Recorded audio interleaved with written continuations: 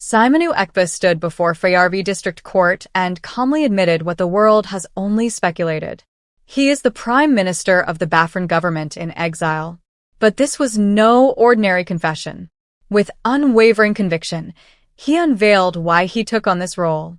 And it has nothing to do with war, violence, or rebellion. Instead, it's about justice, diplomacy, and a silenced people trying to be heard. What drove this man to lead a government that exists outside its homeland? Why are Western nations ignoring the deadly conflict that birthed it? And why is Finland, the so-called defender of human rights, aligning with a government accused of brutalizing its own people?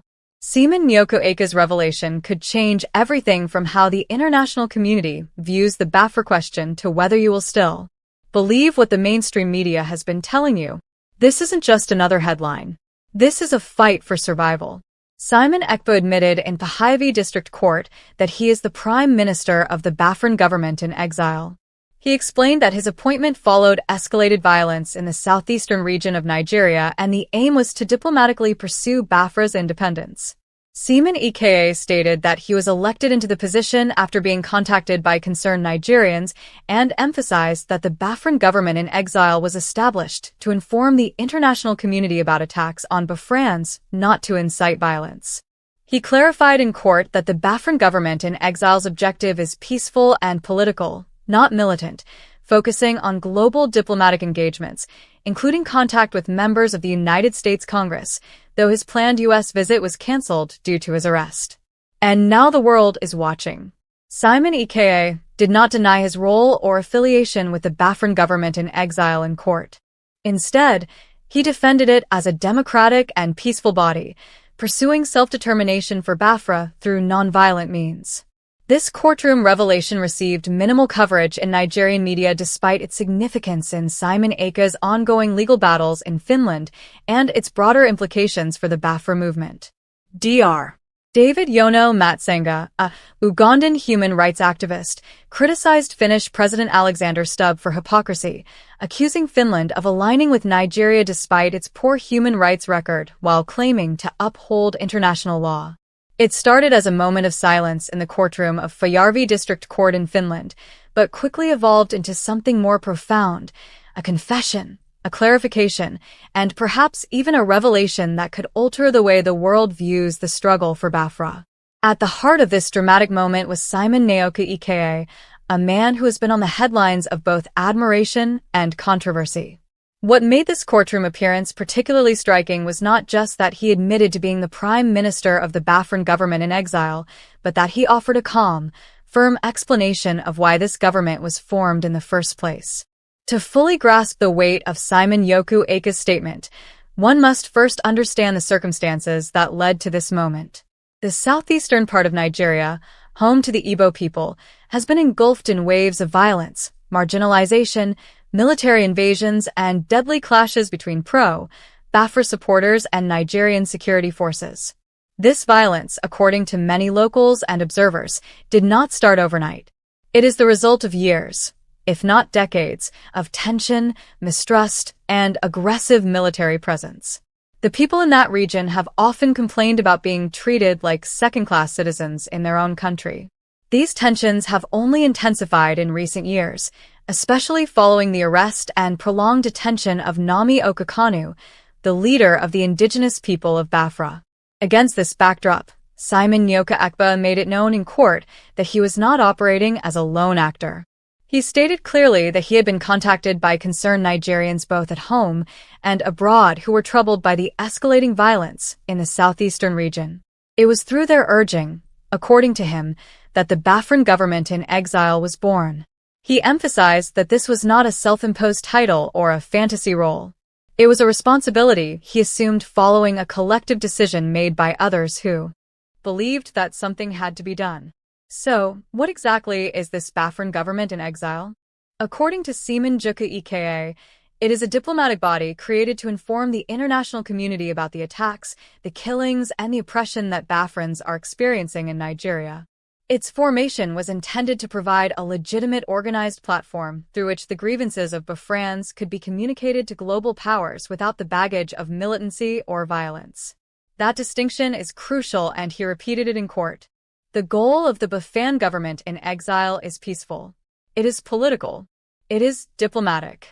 It is about self-determination, not insurrection. This position challenges the popular narrative that has long been painted around Simon Joko Ekpa, especially in the Nigerian media and even among certain foreign observers. For months, he has been accused of inciting violence, of being the voice behind separatist propaganda, and of leading a movement with aggressive intentions. But during his courtroom testimony, he made it very clear that his government in exile is not involved in violence or armed rebellion. Instead, it functions like a shadow diplomatic mission. He spoke about planned visits and dialogues with members of the United States Congress, meetings that were unfortunately canceled due to his arrest and legal troubles in Finland. Now, what was it that provoked the formation of this government in exile? That question requires careful reflection. Simon Joko Ekpa pointed to the escalation of violence in southeastern Nigeria, which includes, but is not limited to, military raids, house-to-house searches, extrajudicial killings, and arbitrary detentions.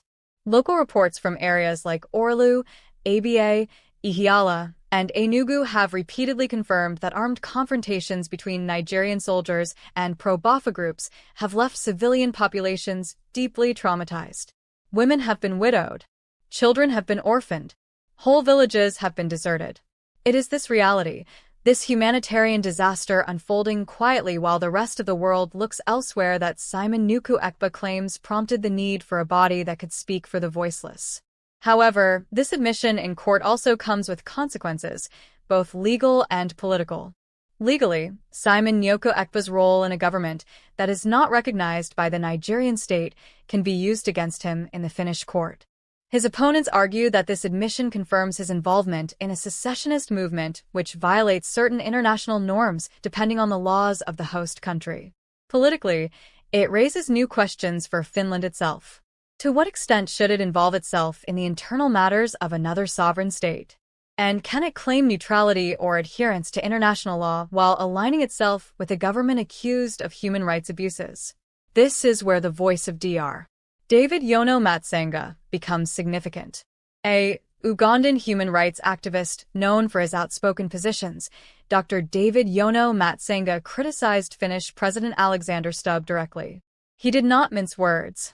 He accused Finland of hypocrisy, of claiming to uphold international human rights while at the same time detaining a man whose only crime, according to him, is advocating for self-determination and trying to inform the world about state violence. Dr. David Yono Matsenga's critique adds a layer of international pressure and exposes the contradiction many African activists see in Western foreign policies. While countries like Finland are quick to condemn state repression in places like Sudan or Myanmar, they appear largely silent when the victims are Igbo people in Nigeria. Despite these setbacks and the limited attention from the mainstream Nigerian media, Simon Joko Ekpa's courtroom testimony could mark a turning point in how the Biafra movement is perceived globally. For years, the Nigerian government has insisted that the movement is nothing more than a group of violent agitators with no political vision. But Simon Joko Ekpa's explanation introduces a new element: structure, planning, diplomacy. His testimony suggests that the Biafra cause is not being run by angry mobs on the streets, but by individuals who are trying to play the long diplomatic game. One of the biggest problems highlighted by this situation is the information gap.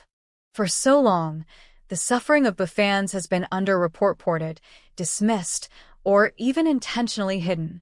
By forming a government in exile, Simon Joko Ekpa said the goal was to close that gap, to ensure that foreign powers are not just hearing the Nigerian government's version of the story. He believes that the Biafran government in exile can operate like other historical exiled governments, such as the Tibetan government in India or even Poland's government in exile during the Second World War. These entities were created to continue advocacy even as their people faced persecution at home. But the path forward is not without its challenges. One major question remains: how far are we from a peaceful solution to this crisis? Simon Joko Ekpa believes that dialogue and international engagement are key. But dialogue requires both sides to come to the table. So far, the Nigerian government has not recognized the Biafran government in exile, nor has it indicated any willingness to negotiate. This creates a deadlock. On one hand, Simon Ekpa is trying to make the case for self-determination within the frameworks of international law. On the other, the Nigerian state considers any such effort an attack on its territorial integrity. There is also the problem of public perception. While Simon Ekpa may emphasize peace and diplomacy, violence still occurs on the ground in southeastern Nigeria. Whether that violence is committed by frustrated youths, unidentified gunmen, or rogue elements remains contested. But each act of violence gives more fuel to those who wish to portray the Biafra movement as dangerous. If the Biafran government in exile cannot control or condemn those actions clearly and publicly, its credibility may be undermined in the eyes of the international community. Still, hope remains if the international community starts paying attention not just to the legal battles in Finland, but to the substance of what is being discussed in those courtrooms. A new path might emerge. If institutions such as the United Nations or regional organizations like the African Union step in to independently verify the claims of violence and marginalization, it could open the door for constructive engagement. If foreign governments begin to pressure Nigeria to address the human rights concerns in its southeastern region, the urgency of the Biafra question may finally receive the recognition it deserves. In summary, Simon Ekpa's courtroom revelation is not just about him admitting to a title. It is about him offering a new framework through which the Biafra struggle can be understood. It is about him saying, "We are not armed rebels. We are not warlords. We are not criminals. We are a people asking to be heard." And while many may not agree with his methods or his language, the core of his message deserves examination because at the center of all this noise is a very real population that has suffered too long without justice or even acknowledgement. Whether or not Simon Ekpa wins his legal battle in Finland, the conversation he has initiated cannot be erased. The courtroom may have heard his voice, but the world is slowly starting to listen. And maybe, just maybe, that will make all the difference in the long and difficult journey toward peace, justice, and freedom for the Biafran people. As the trial continued in Pahayavi District Court, Simon Ekpa's demeanor remained calm, composed, and remarkably articulate for someone whose very identity has sparked international headlines and nationwide debates. He was not flinching under cross-examination. Instead, he took the opportunity to speak clearly and confidently about the true purpose behind the Biafran government in exile. The more he spoke, the more it became obvious that he was not just defending himself in a courtroom. He was delivering a political and historical message that had long been buried beneath fear, silence, and misrepresentation. Simon Ekpa's statements peeled away the misunderstanding that has surrounded the Biafran movement for years. In the eyes of many Nigerian government officials, any mention of Biafra evokes old wounds of the Nigerian Civil War that took place from 1967 to 1970. That war which claimed over 1 million lives, many of them children who died from starvation, was one of Africa's bloodiest conflicts. Since then, any group or leader calling for Biafra has been treated with suspicion or even labeled a terrorist. But Simon Ekpa argued that the Biafran government in exile was not created to reignite the war. Instead, it was founded to prevent further bloodshed by opening a dialogue with global leaders, international organizations, and human rights bodies. He explained that there were thousands of videos, photos, and live reports showing how innocent civilians in southeastern Nigeria were being harassed, arrested without trial, tortured, and in some cases executed by security forces. He said that if any other ethnic group in Nigeria was facing the same level of brutality, the world would have responded by now. But because it was happening to the Igbo people, there was silence. That silence, he said, was not just injustice. It was complicity. Simon Ekpa said that before he was arrested in Finland, he had already arranged meetings with several influential politicians in the United States, including members of Congress, international legal experts, and African advocacy groups. His goal was to begin a campaign of peaceful lobbying and international legal action to challenge Nigeria's human rights record, especially as it concerns the Igbo people. But all of that came to a sudden halt when Finnish authorities arrested him in late 2024, reportedly under pressure from Nigerian officials. This sudden interruption of his diplomatic efforts has raised new questions not only about justice, but about the influence foreign governments allow Nigeria to exert beyond its borders. If Simon Nyoka Ekpa was truly planning nonviolent political engagement, then why was he arrested, and why is there so much effort being put into silencing him? Dr. David Yoner Matsenga's criticism of Finnish President Alexander Stubb becomes even more pointed in light of these questions. The Ugandan activist said that President Alexander Stubb cannot claim to be a champion of international human rights while arresting someone who is trying to expose systemic violence. He compared Finland's treatment of Simon Nyoka Ekpa to the same types of injustices committed by regimes they publicly condemn. According to Dr. David Yoner Matsenga, there is a double standard at play. Western nations protect and amplify exiled dissident from Russia, Iran, and China. But when it comes to African dissident, especially those criticizing a state like Nigeria, they suddenly become silent or even hostile. Meanwhile, back in Nigeria, many pro-Biafra supporters saw Simon Nyoka Ekpa's courtroom admission as a moment of victory.